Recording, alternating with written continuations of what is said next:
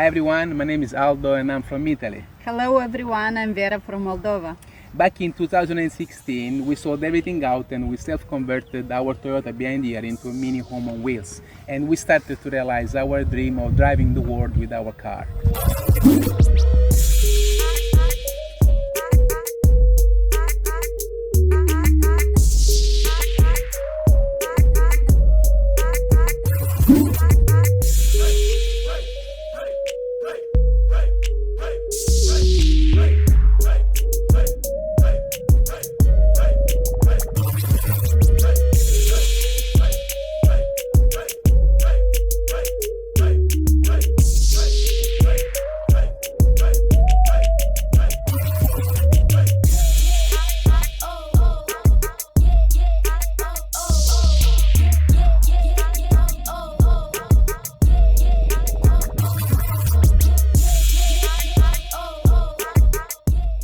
So far we traveled over 5 continents and 50 countries, and this is what we did.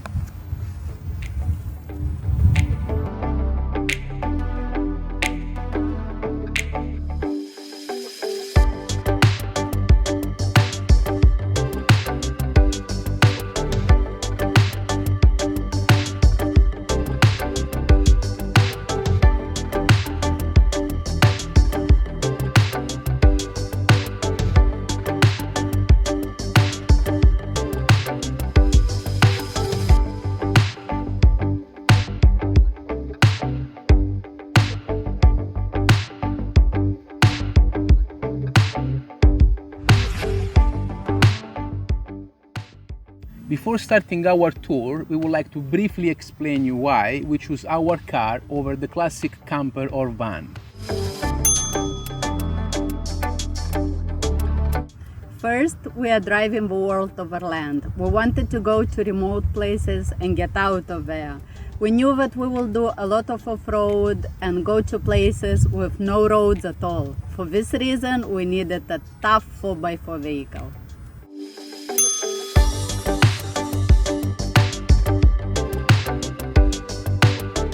Second, we knew that we would need to ship our car between continents, across oceans and sea, and the best way to do this is inside the container, so we needed a vehicle that would actually fit in a container.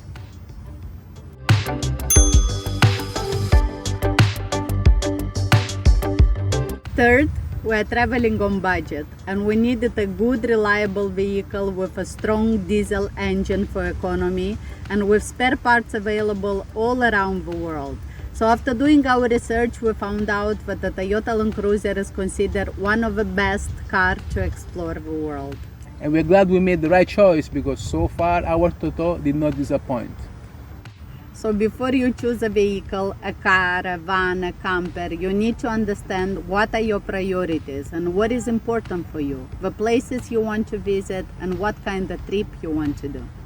For almost 4 years, we lived in and traveled with our supercar that we named Toto. And today we are going to give you a full tour of how our car looks like. Let's go check it out. Our Toto is a 2005 Toyota Land Cruiser KDJ 120, also known as Prado, and it was built in United Kingdom, so it's a right-hand drive model. Ben and I, before leaving for this trip, we used to live in England. That is why the steering wheel is on the wrong side, like they say here. Many people have asked us if it is a problem having the steering wheel on the other side, but actually it's just a case of getting used to it. And you may be surprised to know that over a third of the world population actually drives with the steering wheel on the right. This is the engine bay. We got a 3-liter turbo diesel engine with a permanent 4x4 traction and automatic gearbox. We bought the car second-hand with 85,000 miles on it. We couldn't afford to buy a new one. But we are now clocked almost 200,000 miles on it. And what you see here, it's more or less the way this car looked like out of the factory. 95% of the parts are still the original one. We got 2 batteries here. The car is not 24 volts, but 12 volts, and they are 70 ampere each. This is the way it came out of the factory in England. Probably they want to make sure that the car can start even on a cold, freezing morning in Scotland. Over there we got negative and positive wire. They go all the way inside the cabin where we have it connected to a 110 ampere leisure battery. And that one is a deep cycle battery. The three batteries are all connected together, but we do have a switch that separates the leisure battery from the starter batteries. We thought of installing a solar panel, but we never had the need of it, as these three provide enough energy for us, and the alternator is doing a top job to keep them charged. On this side, we got a dedicated transmission cooler, and that I installed myself. The original model had the cooling system for the transmission next to the radiator, but the thought of having liquid coolant mixing with the oil was not appealing. Also, following the advice of a friend mechanic, I decided to separate the two cooling systems and placing a transmission cooler in front of here. On the top right corner of the engine bay, we got our breathers. They come from the transmission and the differentials. We have extended them and placed them higher up. What is a breather? A breather is a valve that it's used for letting out all the steam that is produced from the mechanisms of the transmission and the differentials while the parts are moving. Now, especially for water crossing, you want them to be placed high up so that the water will not enter and mix with the oil. While we are talking of river and water crossings, let's bring our attention to the Snorkel. A car engine, in order to work, it needs air together with the fuel inside. So when you're driving over water, you don't want the water to enter inside the engine and ultimately breaking. A Snorkel helps avoiding that to happen by bringing the air intake up here. The original car had the air intake positioned right above the front right tire. And other than water crossing, we have to say that the Snorkel helps breathing in some cleaner and fresher air. Imagine how dirty and hot would be the air being sucked from near a tire other than above up here. And this is beneficial, especially when you're driving in sand, in deserts with dusty conditions. For that, we also have installed this little box up here. This is called a pre-filter. You got some little flaps inside that are bent like this and a kind of cylinder shaped like a V. And what it happens, this generates inside a Venturi effect, which makes the air rotate, pushing the heavier particles on the side and at the bottom of it, and only the cleaner air gets from the inside and down into the air filter. This also keeps help keeping the filter cleaner. The Snorkel and the pre-filter, we bought them online. They are unbranded and generic, and I installed it myself. It's not a difficult job, but you need to come to terms that you will put a hole about this big in the side of your car. We are quite happy with the fittings and the job that it's doing so far over 4 years. Behind our bumper, we got our winch. It's a 12,000 pound Rhino, and it is installed on top of a steel plate that is connected directly to the chassis. We decided to keep the original shape of the car, not to attract too much attention, and also having bigger bumpers and bull bars. In some countries it's prohibited. We only used the winch once, and that was to help recover a young guy stuck on a beach in Malaysia. The only couple of times that we needed it, we were either too far away from a tree or a place to hook it, or we needed to come out from the rear. Whether or not you want to install a winch, that is up to you. It's one of those things that you want to have it and not need it, other than have the need of it and don't having it. Under the car, starting from here and all the way down until the fuel tank, we got our skid plates. They are made of aluminum and they are 8 mm thick. They are custom built, and we are glad we had them made because they saved us many times from rocks or debris hitting the bottom of the car like an oil sump transmission or vital part of the vehicle. Our suspensions provide a 4 to 5 cm lift compared to the original car, and they are also heavy duty to withstand the additional 500 kilograms of stuff we put on the car. We choose the Ironman 4x4 foam cells. They are made in Australia, and this particular model has got little foam cells inserts that, compared to the normal gas shock absorber, provides a better cooling. We are very happy with it, the quality and the build. Right now we have passed 170,000 kilometers on it, which is about 105,000 miles, and we've been to all sorts of terrain and roads, like the Trans-Amazonica in Brazil, the Death Road in Bolivia, and more recently the Dempster Highway in Canada that takes you all the way up to the Arctic Ocean. Something else we are very proud of and happy about it are our tires, Cooper tires. A friend mechanic, also the same one that installed our suspensions and told me about the tip of the external transmission cooler, spoke about this brand. He goes every year rallying in Morocco with the Land Cruiser, Ironman suspensions and Cooper tires. Initially I wanted to buy the BF Cartridge, but after he spoke so well of this brand, I decided to go with it. Our first set of tires were the professionally off-road rated mud terrain a Cooper Discoverer STT Pro. On that set, we managed to cover over 81,000 miles, that's about 130,000 kilometers, and we've been on all sorts of terrain, from -18 in Siberia up to the deserts in Australia of +50.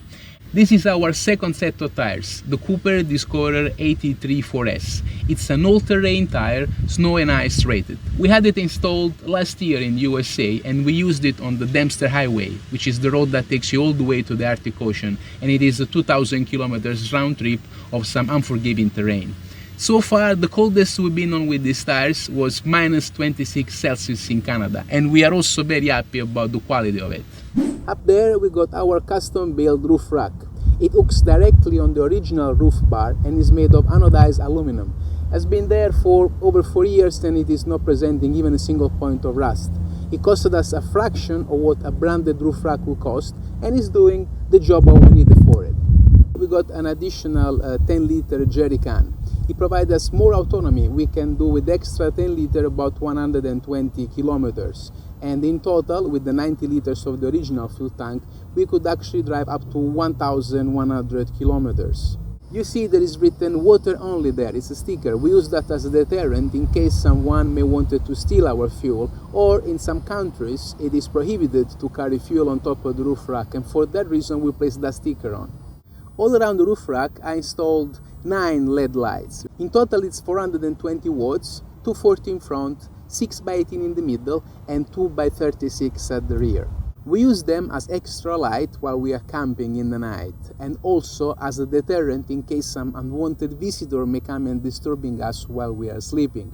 Also up there we got a soft storage solution, it's called the Keeper, and it is a waterproof, weatherproof bag that has got a zip all around, and we keep mainly our clothing inside. For example, the winter clothes and the sleeping bag in summer, and vice versa, so the things that we don't need. There is also a couple of axle stands and some stuff that hasn't got really much value. You don't want to keep anything valuable up there because it could be taken. Also on top there we have a pair of recovery boards. They are generic and branded, and they are actually a gift from a friend of us, Ruben. We met him last year in Arizona and he insisted for us to keep it. It's very good to have an additional recovery system. These two, for example, can help you in case you cannot hook your winch like to a tree or somewhere else, and they are good to get you out of soft sand or even mud. So far we haven't tried them, and we hope that we will never have the need to do so. Right here I installed an infrared rear view camera that has got a separate switch that I can turn at any time to see what's happening behind the car, because here it's all obscured by the curtains and the insulation foam. It's finally my turn to talk a bit. All what you see in here, it's our camping gear. It's all foldable and fits inside our car. This up here, it's our awning, but provides additional shade. It's about 3 meters long and 2 meters wide. It's very easy to set up, and it's completely foldable and goes inside the small bag. These are our camping chairs. They're very comfortable and easy foldable. You can even put a cup or a beer inside here. The table can accommodate 4 to 6 people. It's very durable, it's waterproof and resistant. This is our pop-up tent that gives you a bit of privacy. You can use it as a changing room, to take a shower, or if you gotta go, as a toilet. This down here, it's our bog in a bag. It's a mini portable toilet. It has a hole inside where you can place a bag. We have a fully biodegradable bags made of corn. Up here in a pocket we have wet wipes and a hand sanitizer. And while doing your things, you can also enjoy beautiful panorama through the window. This is our bed. It's 6 feet by 4. We removed the rear seats and installed the wooden frame. Between the base of the bed and the mattress, we have a gray mat that creates a small air chamber to prevent the little mold from forming due to the contrast between cold and warm humidity. The mattress is made up of a layer of rigid sponge and a top layer of memory foam for greater comfort. It may seem like a small space, but some mornings we cannot just get up, so much it is comfortable. In the shade with a little of fresh breeze, especially if you can enjoy a beautiful panoramic view. When you have limited space, you need to make the best of it. My mom helped and made for us these curtains that we can use also as an extra storage. Amore, what are you preparing? I'm mixing the dough for the bread. While we're talking about food, it's now time to start showing you our cooking gear. Let's begin with this metal box here. It is a Coleman foldable camp oven, and we only bought it about a year ago. It's not a professional oven, but it certainly does its job. Now imagine you are while camping in a deserted place, and then you are pulling out a nice freshly homemade piece of bread. That's really to die for. It was a savior while we were in Alaska, and we were making bread every other day, fishing salmon, making our own caviar, and we could enjoy nice hot bruschetta just right out of the oven. It was fantastic. It's fairly big, and inside has got 2 racks and a nice freshly baked piece of bread. That's a bonus. Thank you, Vera. But when it's stored and folded, it's only 25 centimeter by 25 centimeter and 8 centimeter tall. This is a single burner portable camp stove. It works with the cartridge of gas that goes inside here, and we use it to cook something quick and simple like an omelette, frying some eggs or bacon, something that doesn't occupy a lot of space and it's easy to take out and set it up. It is stored inside a little plastic case just under our bed. This is our Coleman dual fuel double burners camp stove. For many, it's considered the best camp stove in the world, and we are really happy about it. We had it since the beginning of our trip, almost 4 years, and we cooked day in, day out with it. What's special about this stove is that it doesn't work on gas. We got here this little tank, which is about 1 liter of capacity, and it gives you 6 hours autonomy. It uses unleaded fuel gasoline or white gas, which is a dedicated camp stove fuel. The fact that it doesn't use gas is not just good in terms of finding your combustible fuel, but it's also when you're cooking at altitude, for example, above 12,000 feet or 4,000 meters, where the lack of oxygen may make the flame to be a bit difficult to keep it on with the normal gas. This is a problem that you don't find when you're using gasoline.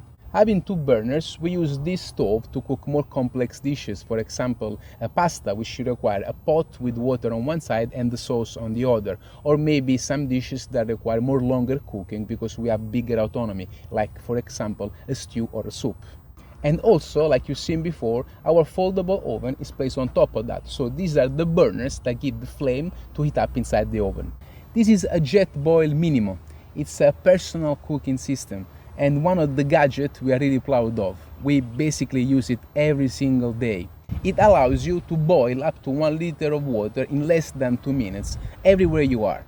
Boiling water, it doesn't mean that you just make coffee out of it, but you can cook some eggs, and I even managed to make some pasta with this one. We have a little attachment where you can cook the sauce on one side in a little pan, and then in here we can cook up to 200 grams, so it's 2 portions of pasta. Also, it's very small, and all the pieces fit inside this little cup here. So this is a gas cartridge. In this case, we have one that we bought in Mexico. It has got the standard screw cap that is easily available all around the world. But usually you will find them to be lower and smaller. Some of them, they even fit inside this cup, bringing the total height for something you want to bring with you this high. It has got a special burner that allows you to use it even below freezing temperatures. It is durable, portable, small, great for backpacking. It totally saved us when we went on the Everest base camp trek, as we could carry it with us, it was very light, and we could make a hot beverage every time we needed it. This is a retractable tabletop that I installed myself. It goes all the way, slides inside there, and it has got this stainless steel stand to keep it more solid. It's quick and simple, you just slide it out, and we use it when we don't have the time to set all our camping layout. So to cook something quick, to have our breakfast in the morning, for example.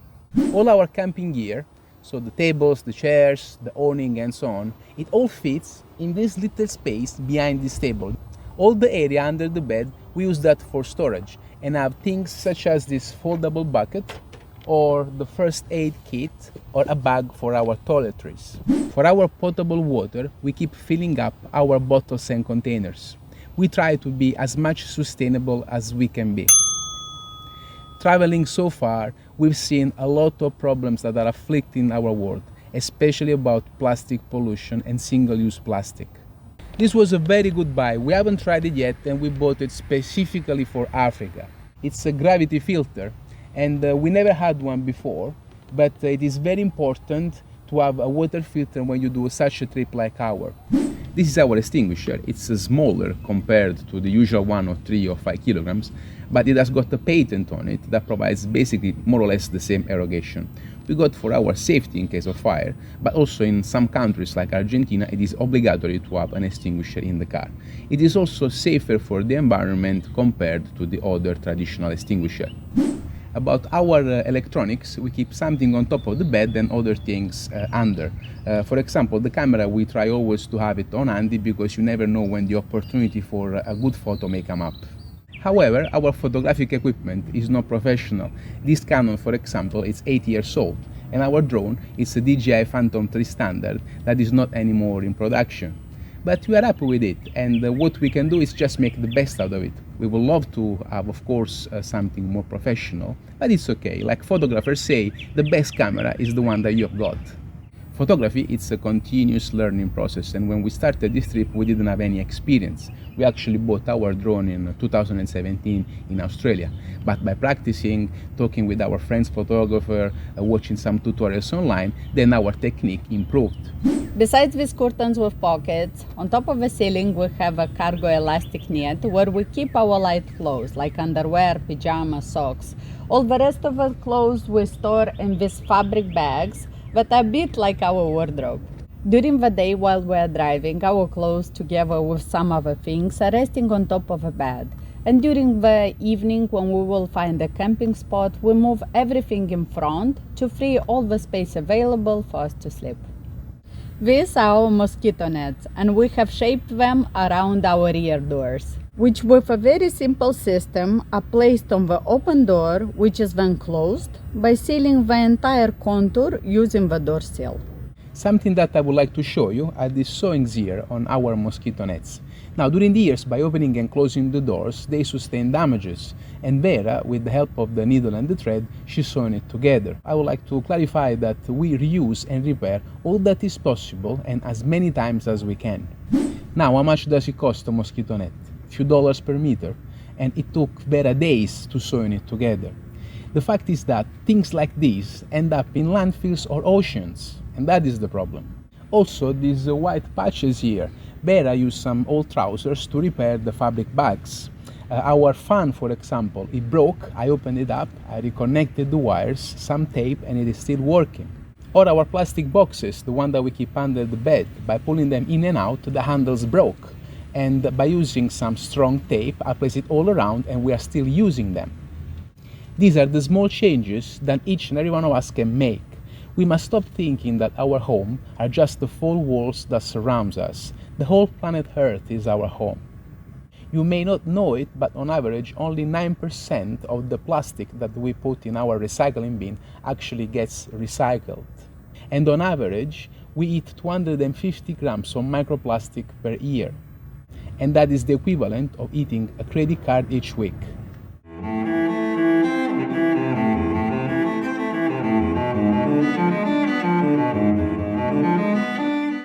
Behind the passenger seat, it's our fridge freezer. It has the capacity of 25 liters and we can easily store the food up to 1 week. It can reach the temperature of minus 18 Celsius and it only consumes 4 ampere per hour. But the best thing of having a fridge is to be able to enjoy a nice cold drink on a hot day like this. Salute! This is our shower. These are our water tanks, 25 liters each. We have 25 liters of hot water and cold water. The shower is powered by a marine water pump located under the driver's seat.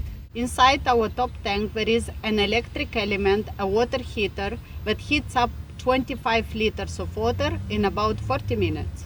This is the front of our Toto, where the windshield is our big flat screen TV where the show changes every day. We have several 12-volt sockets all around, and we use the USB chargers to charge up our mobile phones and electronic devices. They also have a little screen so we can monitor the voltage of the battery and also the ampere and the absorptions of the current. We don't have an inverter, as we were discouraged to buy one to charge electronics such as a laptop or the battery of the drones, because it may actually damage the components of these devices. And we preferred instead to buy some dedicated chargers that they convert 12 volts of the battery directly into a 17 or 20 volts that are necessary to charge these devices. Up here we got a dashboard camera. This is something we advise any driver to have in their car because it records what's happening in front and a bit of the side of the vehicle, and it may help you in case of accident to prove that you're right. A foreigner on foreign land is the majority of times considered wrong in case of accident, and sometimes you also deal with corrupted police or there is the language barrier, but having things recorded on the camera may actually get you out of troubles. As a bonus, our Toto came with a sunroof, and that order to be an additional air intake, which is good when you sleep inside the car, it provides better access to the front of the roof rack, but also in case you want to take photos of wildlife, you can do that in the distance without scaring them. But something very special and also a bit romantic is that while we are laying in bed, we can enjoy watching the stars before falling asleep. Something we believe to be also very useful is this mini satellite rescue device that works all around the world, and by paying a little fee each month it gives you that extra peace of mind when you are traveling through dangerous countries or somewhere when you don't have mobile phone coverage. Basically, it sends an SOS message, but it also works as a tracker, tracking your live position. And we have a set of pre-written messages that we can send to our families and friends via email or text message, indicating that we are well, there is no coverage, and which one is our latitude and longitude position. We paid our Toto 7,500 British pounds, which is about 8,500 US dollars, and the total cost for the modification was about 4,000 to 5,000. Our trip is self-funded, the result of many years of sacrifice and hard work. We live a very simple but rewarding life. Our expenses are a fraction of what we sustained in England. And when traveling, the main costs are transportation, accommodation, and restaurants. And our Toto supply all of this.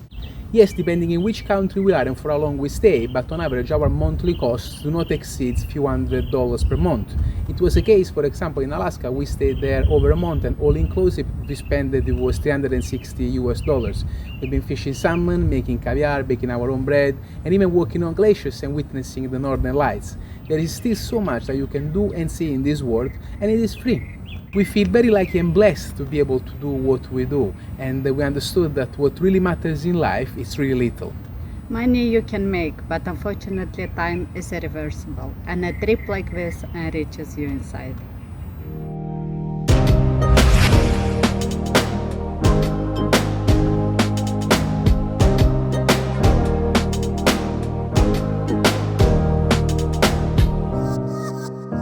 We hope you enjoyed the tour of our 4x4 home on wheels, and if you want to follow our stories, see our photos or videos, you can also find us on Facebook or Instagram at Alveto Expedition. The word Alveto comes from our names, Al from Aldo, V from Vera, and To from Toto, our supercar.